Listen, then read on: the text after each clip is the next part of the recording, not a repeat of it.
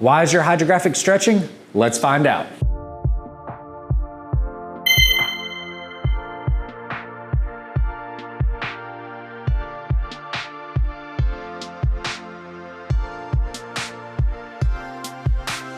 Hey guys, Bryan here from Liquid Concepts. So today we're going to talk a little bit about stretching with the hydrographics. So that could be a lot of different variables, but we wanted to show a quick little video on why you might be getting a little bit of stretching either before the dip or maybe even after the dip, or maybe it's both and it could be a combination of things. So we thought we'd shoot a quick little video, show you guys a few things, so hopefully you can help keep the stretching to a minimum and make sure that you're getting really good dips. So let's get started. So let's say for one of your first times that you're doing everything, you've got your pattern in here, everything's going great, but you're getting a lot of stretching. Now that could definitely be a couple of different things, but of course one of the most obvious ones is that if you don't have all of your dividers all together and everything is all nice and tight, that is going to, of course, cause some stretching. So you, of course, can see how big this is right here. We've got it as tight as we can get it up to the film. Now, if I take, and let's say that I've got it sitting right here, and maybe I've got it sitting maybe about like that. So you can kind of see I've got a lot more area in here. And then whenever we go to spray the actual activator on it, what's gonna happen is this film is going to start stretching and it's gonna almost fill this entire area all through here. So that's gonna be the first thing that we're gonna have, is not keeping your dividers all tight as possible.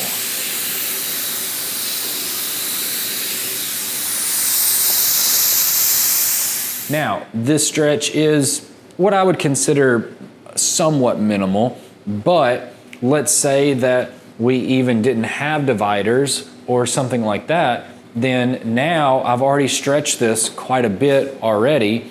And then if I lift this up and set that like that, now you can see my entire pattern is literally just going off all from here, and it's going all the way down in through here. So of course this is completely unusable at this point. My pattern is so warped out. So definitely, number one, always make sure that you've got your film completely contained as much as possible. All right, so now that we've got that underway, we know that we need to keep everything as tight as possible. So we go ahead, we pull everything back in, we get everything nice and tight, so then that way we keep the stretch to a minimal. Now, the next one that we're gonna go with is going to be the actual dipping technique. And so most of the time, we're gonna be somewhere around about a 45-degree angle, a nice little angle like that, and then we're gonna be pushing it down into the water, normally not straight down, but something similar to this right here. Now, you also can get a lot of stretch by going with a different technique in the dipping alone. And so what I'm gonna demonstrate on this is I'm actually going to dip it a certain way, and that's actually gonna make it stretch going all the way up. So we definitely wanna make sure that as we're dipping, we are always going in the right direction and we have a good dip angle all the way through.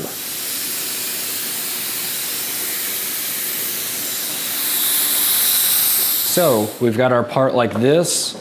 We're gonna start something like this right here, and we're going down just like that. And everything's going really great. It's looking great. I'm loving it. And then I pull it out and it pretty much does not look the way that I thought it was going to. And so of course you can definitely see everything started out fairly good right around in here, and then it just progressively got worse and worse and worse as it went up. And so the biggest thing is, for the takeaway on this is that, number one, I started here in the middle, right? I probably should have started way back here, but the other thing was that I actually went in and curved it like this. Now, if I would have curved it like that, I would have been perfectly fine. Everything would have dipped beautifully all the way around, but I did not.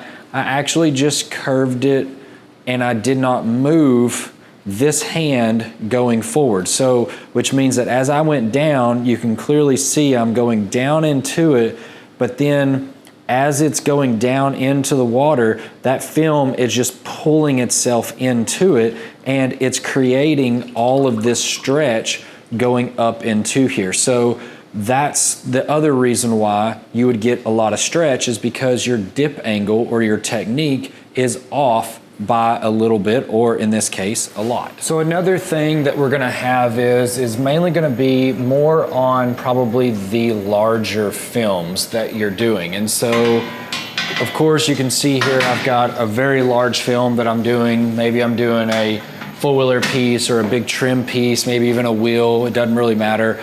But the biggest thing is that on something like this, you can easily mess up the film just from actually spraying the activator itself. And so what we're gonna do here is we're actually going to purposely mess the film up, but I wanted you to see how easily it can actually be done just from spraying just like this right here all the way across. So if you don't have your activator spray just right, it can definitely void out the pattern and make your carbon not run correctly. So we got our timer set. Now let's go ahead and start with the spray. Spray's going great, everything's going good. That one may come out good, but I'm slowing down a little bit, right? So then let's say I come in and I'm a little bit too close and I got a little bit too much overlap. So this one, you see how it's a little bit different, right? But now what we're gonna see here is once I put this up and then I come back, we can start to see that this carbon is actually starting to move. And so if you can catch a line in these right here, you can see how this can move just a little bit, and that wave is starting to move a lot more. And so even if I come back and maybe I missed a spot and I wanna come back and spray like right there, now I've made it even worse because this carbon has now opened up here. And so you can see that this is a lot more bigger. This has a big curve to it right in here. And then I've got all these little bitty areas right in there, whereas this carbon is a lot bigger. So as you can clearly see, there is a couple of different things that can definitely cause a lot of stretching. A lot of it could be the technique. Some of it could be your dividers may not be exactly all the way up to the film. And of course, the other one could be a spraying technique, even in the activator alone. So if you have a combination of those, or maybe even one or the other, it could definitely lead to a lot of stretching that is causing your stretching in your actual application. So you definitely want to make sure that you try to focus on those, get those dialed in just right, and don't make the mistakes that we just showed you right here. And you should be on your way to making everything look as best as possible, so that way you're putting out great quality hydrographics. Hopefully you guys have enjoyed the video. If you're interested in getting into the hydrographics, definitely check out the links in the description below. It's gonna have links to the website that has everything that you're gonna need for the hydrographics, including anything that you mess up. We've got it all right there, so that way we can get you back up and going as quick as possible. I'm Bryan from Liquid Concepts, and this is how we customize your world. We'll see you guys next time.